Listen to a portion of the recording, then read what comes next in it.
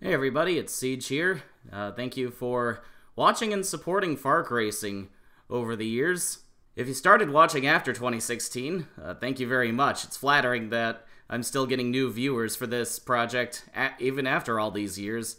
And if you started watching before 2016, thank you so much for putting up with the move to the new channel. However, when the 2018 FARC season starts up a little later this year, I will be moving all the videos back to my primary channel, Siege.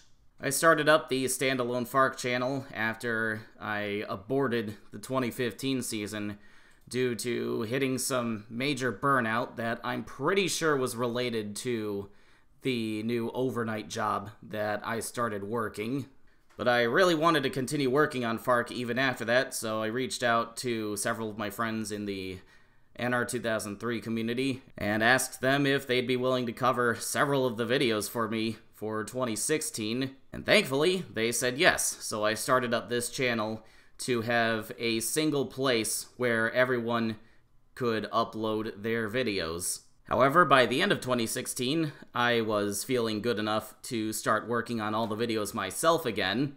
So after this video, FARC coverage will return to, once again, my primary channel, Siege. I promise that this will be the last move for the foreseeable future. In the meantime, this channel isn't going anywhere. All the videos uploaded to this channel will remain, and I will put together playlists on the Siege channel that point to the 2 seasons on here. So if you want to stay up to speed on FARC Racing, go ahead and subscribe to the Siege channel.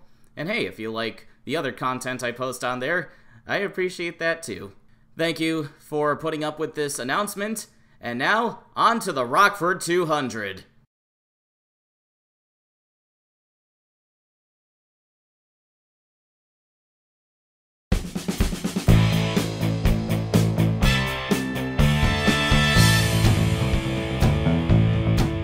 Here are the starting lineups for the first 2 stages of the Rockford 200, along with the bonus points that all the drivers have scored during qualifying. The 60 starters will be split between the first 2 60-lap stages, with the top 15 then transferring to the 80-lap Stage 3. Stage 1 determines the inside line for Stage 3, and Stage 2 determines the outside line, but the pole for Stage 3 will go to whoever had the faster lap time between the Stage 1 and 2 winners. All 3 stages will pay full race points and bonus points, except for the pole bonus. As for the championship battle, Billy Ray Smith-Thompson came into this weekend leading Lev Azarov by just 2 points, but in the aftermath of qualifying, that margin is now 8 points. Bob Steffens and Kevin Monroe still have an outside shot, coming into the weekend trailing by 76 and 94 points respectively, but they both fared much better in pole qualifying than Smith-Thompson and Azarov, and so Steffens closed the margin by 26 points and Monroe by 18. I should also point out that this will be the last race for Steffens and Monroe as full-time FARC drivers, so you can bet that they'll be looking to go out with a bang and capitalize on any problems that Smith-Thompson or Azarov might have. And now it is time to settle the 2017 FARC Lowe Dollar Series Championship in this latest running of FARC's biggest race, the Rockford 200. Stage 1 kicks off with Tanner Tannenbaum on the pole, the 44-year-old debutant with an army of Lakoyas behind him. But he's off to a very good start, jumping into the lead all by himself, leaving the Power Surge America teammates Jim Kidd and Billy Bob Childers to battle it out for second, but here comes Winston Orwell on top of the 16 to make it 3 wide for the second spot, and it looks like he might get it. He's really making that outside work. Winston Orwell made himself known as a very good road course racer this year, but he's taken to this quarter-mile bull ring very well. But we've got our first caution on lap 3 as contact from the 66 sends Monica Rook and Greg Woodard around. And you saw John Helix, who was one of the wildcard recipients, pile into the back of the 22 and now taking out the 70 of Alex Mazzone, and Winston Orwell's gotten into the back of him from the second spot. Chaos at the front of the field already as Winston Orwell pulls his car into the pits, and Tanner Tannenbaum has dropped out of the race under this yellow. What a heartbreak for Tannenbaum. He comes in, steals the pole, but only lasts 5 laps. Meanwhile, Billy Bob Childers leads on the restart, but hits the wall coming off of turn 2. Jim Kidd takes over the lead, coming to the caution flag. Apparently, The 70 of Alex Mazzone dropped some debris during that caution that the safety crew did not notice until we went back green. Mazzone was another one of the wild card recipients, the absolute slowest of the 197 entries in pole qualifying. Meanwhile, Billy Bob Childers continues to fight an ill-handling car, losing second to Carson Crompton now in the 777. Carson Crompton, the 19-year-old, is making his debut in this race alongside his father Chris Crompton, who will be running in stage 2. Alex Mazzone then gets in Billy Bob Childers' way, completely destroys the front end of that 16 car. Childers immediately pulls into the pits and drops out of the race. Kurt Pliskin has trouble with the turn 4 wall and causes an accident involving Bernice Fellows and Zachary Fitzwater. Pliskin has struggled to get going in this first stage, which is not what we expected from the TM Master Cup Series veteran. Billy Ray Smith-Thompson, the points leader, finds himself stuck in 13th and about to lose that spot to Johnson Clapp. Remember, you have to finish in the top 15 to transfer to stage 3. Oh, there's Alex Mazzone, who's gotten into the wall again. But if that's what it takes for him to stay out of the way, then so be it. But Billy Ray Smith-Thompson has also struggled to get going. But right in front of this pack of cars, Harry Asanola gets a bit loose and spins across the nose of Carl Hampton. But these guys spin into the infield well out of the way. And the officials said in the driver's meeting they weren't going to throw yellows for people spinning well out of the racing line. 3 wide doesn't quite work out for Riley Durbin as he gets into the side of Billy Ray Smith-Thompson and finds himself in the wall. But once again, we stay green. And I bet that gave Billy Ray Smith-Thompson a bit of a scare. But we do see a yellow for more debris on the track. As we approach lap 30, Smith-Thompson almost gets taken out by Kurt Pliskin, then gets into the side of Todd Stater and drops back even more. But Smith-Thompson would be saved by another quick yellow. And then after the restart, Todd Stater finds himself getting hit by Greg Woodard. Woodard's been struggling a bit, just like his teammate Kurt Pliskin, and this is going to set him back even further. Meanwhile, Jim Kidd continues to lead. Carson Crompton still trying to hunt him down. Kurt Walker third, and Noah Dalitz in car 63 DZ running back in fourth in his debut for M&J Racing before he takes over the number 63 in place of Kevin Monroe in 2018. He'll be running for Rookie of the Year as he runs in front of Hunter Blaze, who is locked up Rookie of the Year this season. Billy Ray Smith-Thompson has stepped up his game now as he passes Xander Massey for the last transfer spot. Approaching 11 laps to go now. This probably isn't what Lev Azarov wants to be watching right now as he prepares for stage 2. But now Carson Crompton gets taken out from second place by, you guessed it, Alex Mazzone. Noah Dalitz and Hunter Blaze pile in. Derek Scheitier gets some significant damage to that 28C. Noah Dalitz did not have too many options as second, fourth, fifth, and sixth are collected in this big pile up in turn 3. Again, I should point out that Alex Mazzone was the absolute slowest in pole qualifying out of 197 cars. But now the top 5 looks very different as we have a 1-lap shootout. Jim Kidd continues to lead, Kurt Walker second, Hunter Blaze up to third now. Kidd runs a bit higher in 1 and 2 than his fellow Texan Kurt Walker, but Walker is nowhere close. Once Kidd got to the lead, he dominated. Jim Kidd takes stage 1 of the Rockford 200. And taking the last transfer spot will be Riley Knight. Riley Durbin in the 38 will be the first car out. Jim Kidd grabbed an extra 15 points for leading the most laps. He's out of championship contention, but this should help him make some gains. Todd Stater grabbed the 10-point hard charger bonus. He started all the way back in 22nd and finished 4th. Billy Ray Smith-Thompson gained a few more spots with the speed he picked up and with a little help from that late crash to finish 10th. And of course that late crash also took Derek Scheitier and Noah Dalitz out of easy transfer spots, and Tanner Tannenbaum, the pole sitter, dropped out just 5 laps in. And now we head over to stage 2 where Chuck Johnson leads the field to the green. Johnson won 2 races in a row during the summer, Quincy and Road America, and looked to get himself into contention for a 2nd straight championship, but fell out of contention after too many crashes and mechanical failures. but he's been on full attack mode this weekend with nothing to lose. Bob Steffens knocks Zach Webster into the grass on the backstretch. Lap 1, and trying to take advantage around the outside is Grant Papp in the 20 GP car, and it looks like he's going to clear them for 4th. Grant Papp, of course, has one of the most interesting and improbable stories in all of FARC. We'll get to him later, but first, Timothy Ruiz and Kathy Williams have crashed, but they spin into the grass well out of the way, no caution, which I'm sure they're fuming about as they've now dropped to the back of the pack. Coming to lap 7, Kenny George coming after Chuck Johnson for the lead. He's working on that inside, but it has been tough to pass here. Chuck Johnson hanging on around the more highly banked outside line, but did Kenny George steal that lap? Doesn't look like it. It's easy for the car on the inside to poke their nose ahead coming around the corner, but of course the guy on the outside just has all the momentum coming off the corner.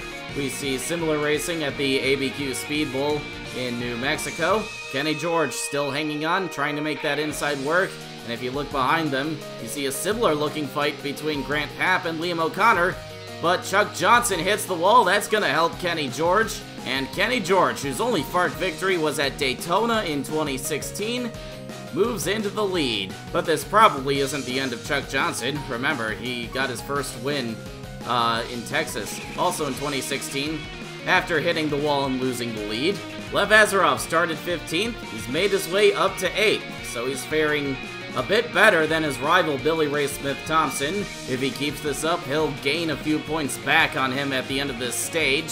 But of course, we saw Stage 1 get a little crazy at the end, so we'll see what happens here. And just as I suspected, Chuck Johnson has got to be seeing red after hitting the wall, coming back after Kenny George, but they've got lapped cars to deal with very shortly. But Johnson takes the lead back quite easily as he now gets to work on lapping Eddie Vero and Timothy Ruiz, who is yet to recover from that early spin. But Jordy Cerrone is going to get in the wall, give the leaders a big scare.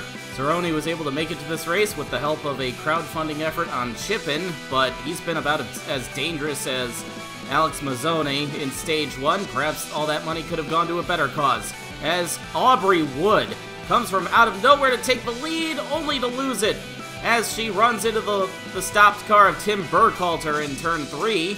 What a move she made, taking Johnson and George 3 wide, only to have it all fall apart moments later. But let's take a look at what happened to Tim Burkhalter, who made it into this race all the way from the F-mains last night.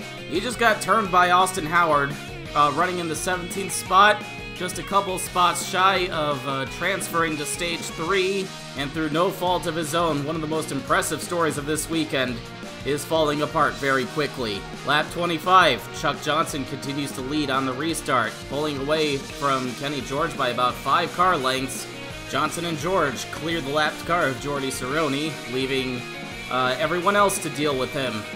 Running in 6th place is Tom Delgado, putting together a very solid drive so far in his last professional race. Delgado's been competitive everywhere he goes. He's got a handful of FARC wins, 2 TM Master Cup Series victories, and championships on opposite sides of the world. One in ASCC and the other in Dash Cup, but he's going to make contact with Lev Azarov. Liam O'Connor turns him into the inside wall. Kevin Monroe and Bob Steffens are involved. And just like that, it all goes to pieces for Tom Delgado, who pulls into the pits and out of the race in apparent disgust. There wasn't a whole lot that Liam O'Connor could have done about that. Delgado was coming across his bumper after he and Lev Azarov went for the same piece of real estate. But what a heartbreaking end for Tom Delgado, who really wanted to go out on a high note after the roller coaster career he's had. Kevin Monroe pulls his car behind the wall.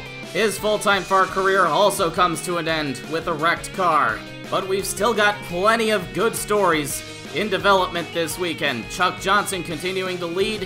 He's got nothing to lose, trying to end 2017 on a high note. And how about Grant Papp running in 3rd place? The 62-year-old won in his FARC debut all the way back in 1984 on a $5 bar bet. And tonight is just his 3rd FARC start. The stakes, he says, have been raised to $20. But we've got trouble heading into turn 3. Silas White, Hamilton Porteau, and Timothy Ruiz get together, sending the 88P sideways. After the restart, Grant Papp continues to move his way forward, getting by Kenny George for second using the 444 to impede him as we take another caution. Papp locks up the spot as the field gathers behind the pace car with just 18 laps to go in the stage. Looks like Richard Scott got a nudge from Liam O'Connor coming to the green flag, and that was Kathy Williams, the last-minute pick for the Ike Durbin 93, piling into the back of him. 14 laps to go in Stage 2 now, and Kenny George is in danger of losing another spot to Lev Azarov, who has just continued to drive his way forward. Third place pays 70 points, and that would be a big gain against Billy Ray Smith-Thompson's 56 that he has gained so far tonight. Azarov completes the pass easily. It looks like the handling's really gone away on that 50 car, and he now works on chasing down Grant Papp, who is now all over Chuck Johnson's back bumper, looking to add another chapter to his story, the most improbable story in all of FARC racing. When FARC came to town in Rockingham, North Carolina, all the way back in 1984, his friends bet him $5 he couldn't win that race. But he rented a car from Paul Sweeney, got the FARC license, went out, and won, despite having no racing experience whatsoever. Fast forward to Talladega in 2011. His friends now bet him $10 that he couldn't win that race. Again, he got a car from Pearson Sweeney Motorsports and ran up front, but he had to pay up when he got shuffled out of line and lost. And now tonight, in 2017, the stakes have been raised to $20. Pearson Sweeney Motorsports have again loaned him a car, and he currently runs second in Stage 2, but we've got another caution with just 5 laps to go. It looks like Taylor Brillin in the C9 has had enough of Jordy Cerrone getting in the way, and she dumps him right in front of Austin Howard, who is going to lose a few spots. Jordy Cerrone, of course, is off the lead lap and can't really plunge any further. But Chuck Johnson is going to be your Stage 2 winner from the pole, with Grant Papp second. Lev Azarov locks up third, and taking the final transfer spot will be Silas White, who shuts out Bob Steffens. Steffens gets eliminated, and that will unfortunately be the end of his FARC career. Chuck Johnson and Kenny George were the only two drivers to lead laps in this stage.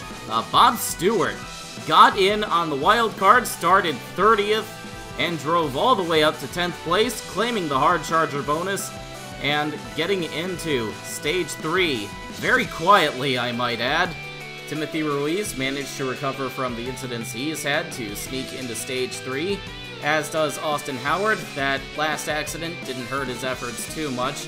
And poor Tim Burkhalter clawed his way into this race from the F-mains, only to get taken out and finish last.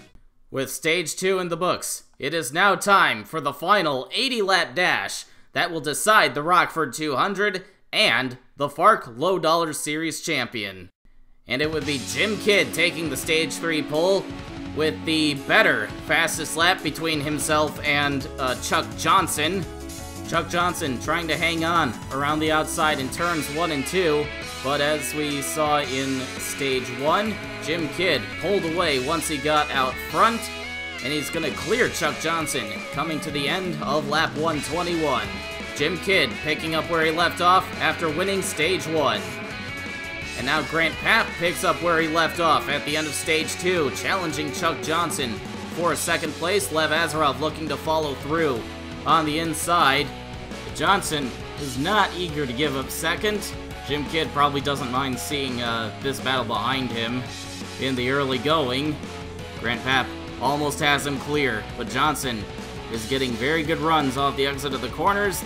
Papp has him clear this time, but I guess he doesn't think he does, as he didn't move up in front of him.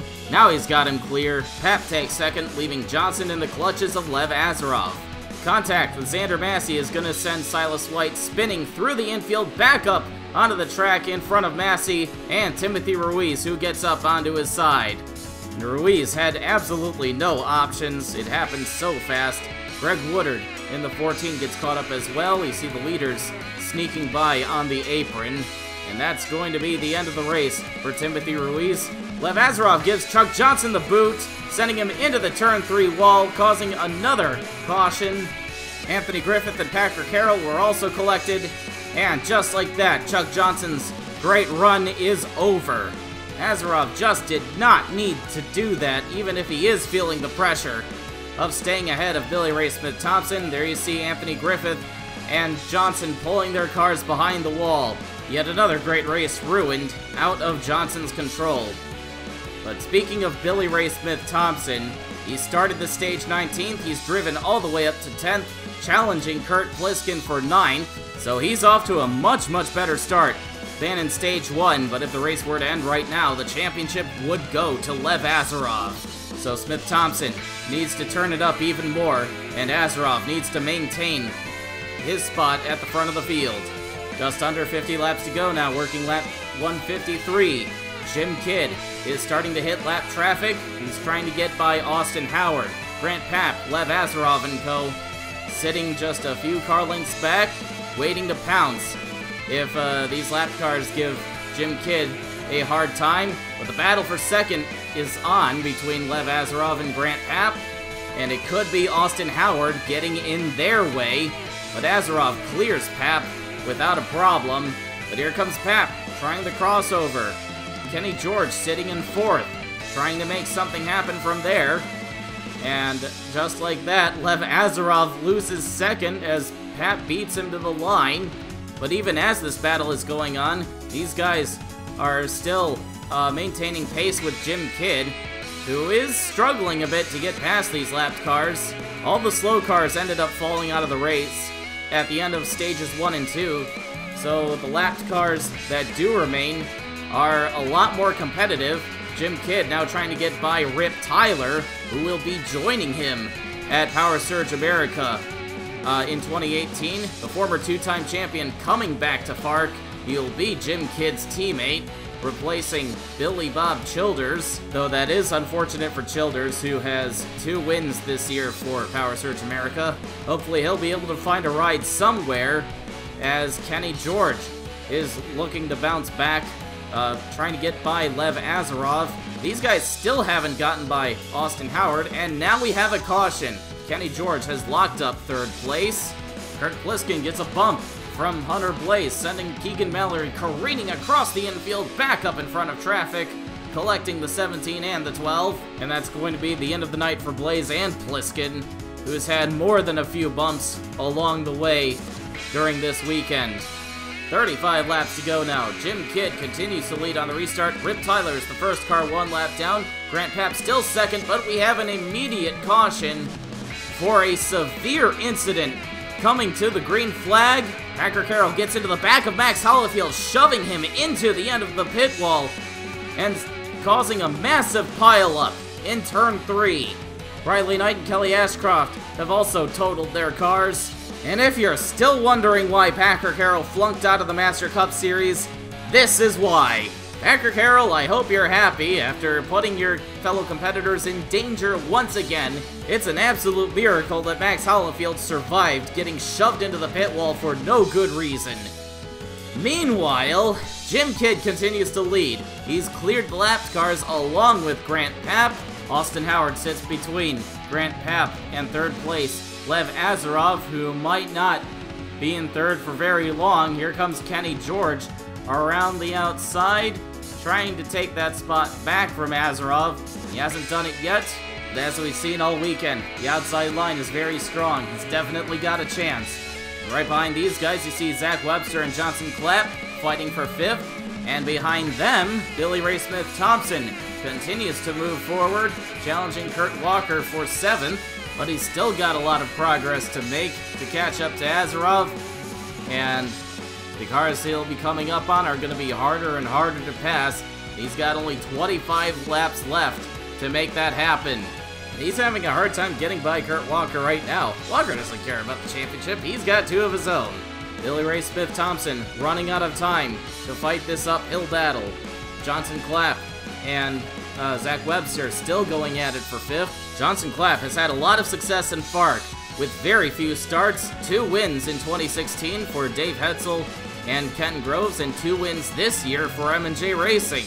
And as he faces a possible top 5 run in the Rockford 200, there are rumors starting to surface about a possible TM Lights ride for him in the future. But Billy Ray Smith-Thompson has found a bit more speed, and coming to just 9 laps to go in the Rockford 200, he's gotten past Kurt Walker, he's gotten past Johnson Clapp. He now looks to chase down Zach Webster.